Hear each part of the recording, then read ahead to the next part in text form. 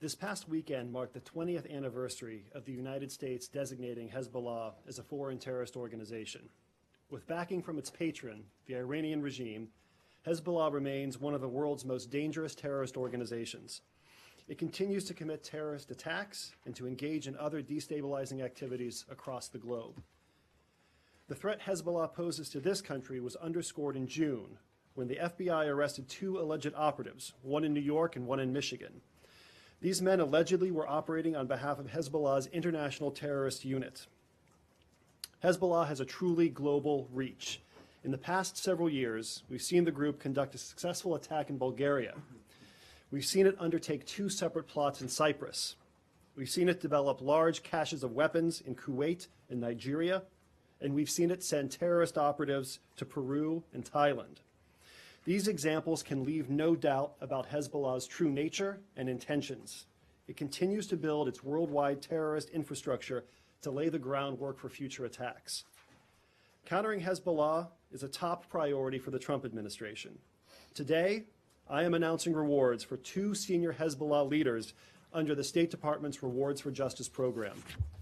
First, the department is offering a reward of up to $7 million for information that leads to the location, arrest, or conviction in any country of Talal Hamia. Hamia has been linked to several terrorist attacks, hijackings, and kidnappings targeting U.S. citizens. Hamia leads Hezbollah's international terrorist unit, the so-called External Security Organization, which is responsible for planning and conducting terrorist attacks outside of Lebanon. These attacks have targeted primarily Americans and Israelis. We're also offering a reward of up to $5 million for information that leads to the location, arrest, or conviction in any country of Fuad Shukr. Shukr is a senior military commander of Hezbollah's forces in Lebanon.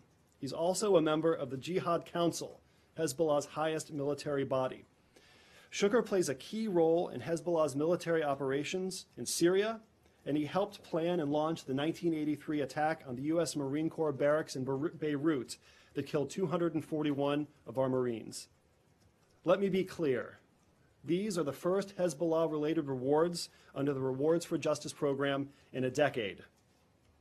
Today's announcement is just one part of our effort to counter Hezbollah's terrorist activities.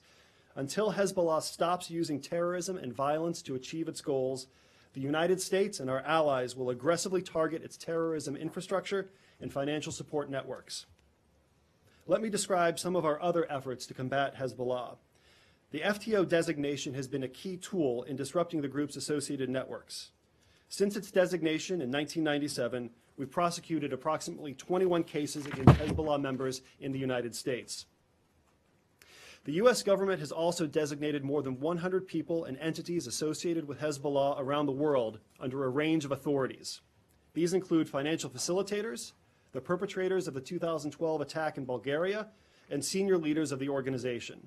They also include Shukr and Hamia, who were designated in 2015 and 2012 respectively. Today's rewards are another step to increase the pressure on them and their organization. The United States is not the only country to understand Hezbollah's true nature. In recent years, the Gulf Cooperation Council and the Arab League have designated Hezbollah as a terrorist organization, joining the United States, the EU, Australia, Canada, and New Zealand. While much progress has been made, more work remains to be done. Hezbollah is not subject to UN sanctions, nor is it sanctioned regionally or at the national level in South America, Africa, or Southeast Asia, all areas where the group is active.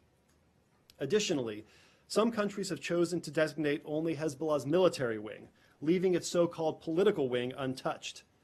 But that is a false distinction.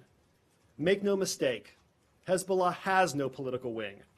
It is a single organization, a terrorist organization, and it is rotten to its core.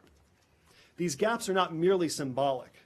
They limit other governments' ability to freeze Hezbollah's assets, to shut down its front companies, to eliminate its fundraising and recruiting capabilities, and to prosecute Hezbollah-associated networks. The United States will need allies in this fight.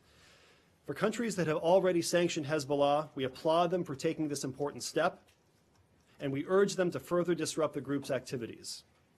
As for countries that have yet to do so, we invite them to step up and help us confront this common threat. In particular, we urge our partners to join the U.S. Europol Law Enforcement Coordination Group. The LECG provides a platform for strong collaboration among more than 25 countries that are confronted by this threat. Before I conclude, it's important to recall that Hezbollah hasn't developed its military and terrorist capabilities on its own. It has become the global threat it is today for one reason: Tehran's deep and abiding assistance.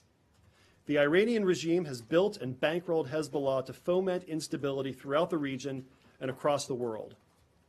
This has all come at the expense of the Iranian people, whose resources are being diverted to support Hezbollah's bloody cause, and at the expense of Lebanon, which has suffered grievously from Iran and Hezbollah's deadly partnership. The people of Iran and the people of Lebanon deserve better than this. Today's Rewards for Justice announcement is another important step in our ongoing campaign to counter Hezbollah's wide-ranging terrorist activities.